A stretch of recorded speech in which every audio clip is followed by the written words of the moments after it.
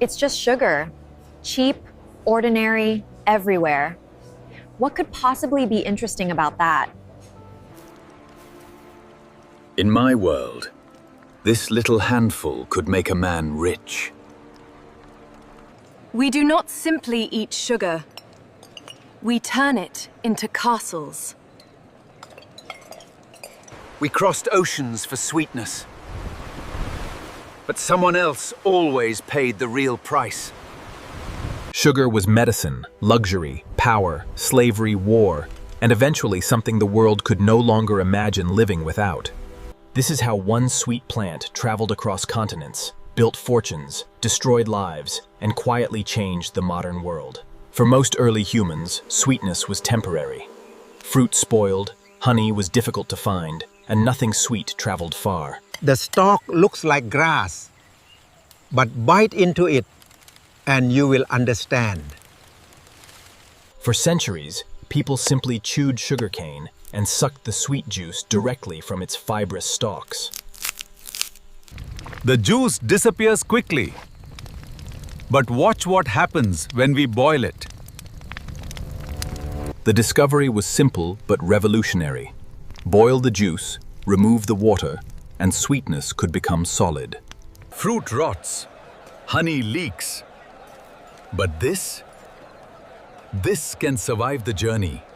India became one of the crucial early centers of sugar making, where cane juice was transformed into portable crystals. Crush it, clarify it, boil it, cool it. Miss one step and the batch is lost. This was more than farming.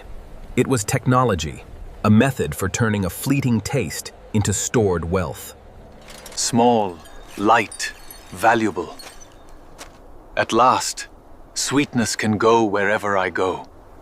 And once sugar could travel, it began moving west, through merchants, physicians, armies, cooks, and expanding empires. A little sugar improves bitter medicine. The wealthy patients never complain. Across the Islamic world, sugar found irrigation, skilled craftsmen, powerful cities, and trade networks stretching across continents. Egypt wants it. Sicily wants it. Spain wants it. Everyone who tastes sugar wants more. Sugar reached Egypt, North Africa, Sicily, and Andalusia. But in Europe, sweetness still mostly meant honey. It looks like salt, but it tastes sweeter than honey. What is this? Europeans encountered a substance so unfamiliar and expensive that some compared its appearance to a kind of sweet salt. Ordinary people buy honey. Sugar is for princes, physicians, and men who can pay me. For Europe's elite, sugar became more than food. It became a visible performance of wealth. Last year they served a sugar lion. Tonight, I asked for an entire palace. Banquets featured castles, animals, saints, and royal symbols made from a substance most people could never afford to taste. They will admire it for an hour, eat a little, and throw the rest away. That was the point. Sugar proved you possessed enough wealth to turn something precious into decoration. The problem is simple. Europe has tasted sugar. Now Europe wants more. Sugarcane demanded heat, water, land, machinery, and an enormous amount of human labor. More land, more mills, more workers. Then we can send more sugar to Europe. Madeira, the Canary Islands, and São Tomé became testing grounds for a new plantation system. Europeans combined large estates, processing mills, forced labor, and overseas export into one brutally profitable machine. We carried the cane west. The planters said the islands would make them rich. The Caribbean had the climate sugar growers wanted. What followed transformed entire islands and millions of lives. The cane cannot wait. Cut it today. Crush it tonight. Boil it before morning. A sugar plantation was not simply a farm. It was an industrial system operating in fields, mills, and boiling houses. When the harvest begins, the machines do not stop. Neither do we. The demand for labor helped drive one of history's largest systems of forced migration, the transatlantic slave trade. In Europe, they taste sweetness. Here, sugar means heat, blades, smoke, and another day. The contrast was almost impossible.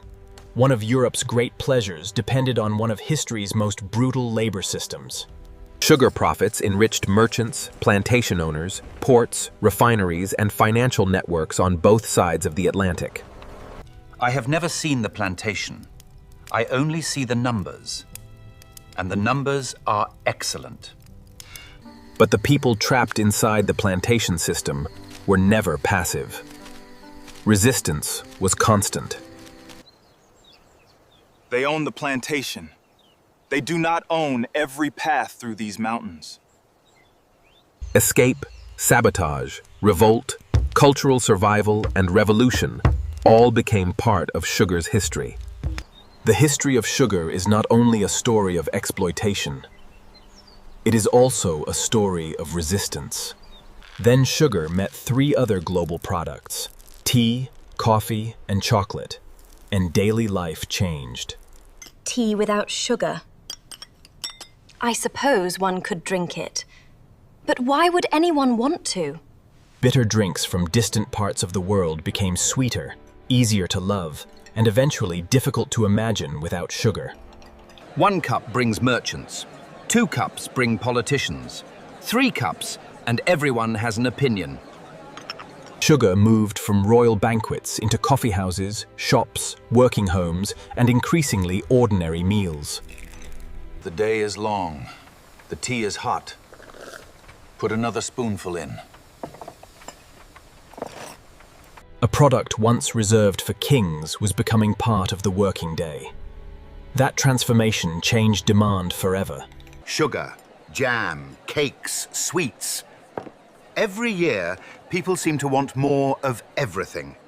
Sugar preserved fruit, softened medicine, sweetened drinks, transformed desserts, and reshaped what entire societies expected food to taste like. When I was young, sugar proved you were rich. Now even my servants put it in tea. But Europe still depended heavily on tropical cane, overseas colonies, and vulnerable shipping routes. Then war disrupted everything. No colonial sugar? Then France will have to grow its own.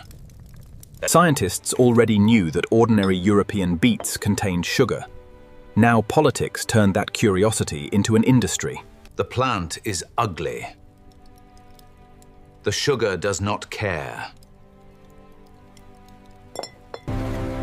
Beet sugar weakened the old idea that sweetness had to come from tropical cane and distant colonies.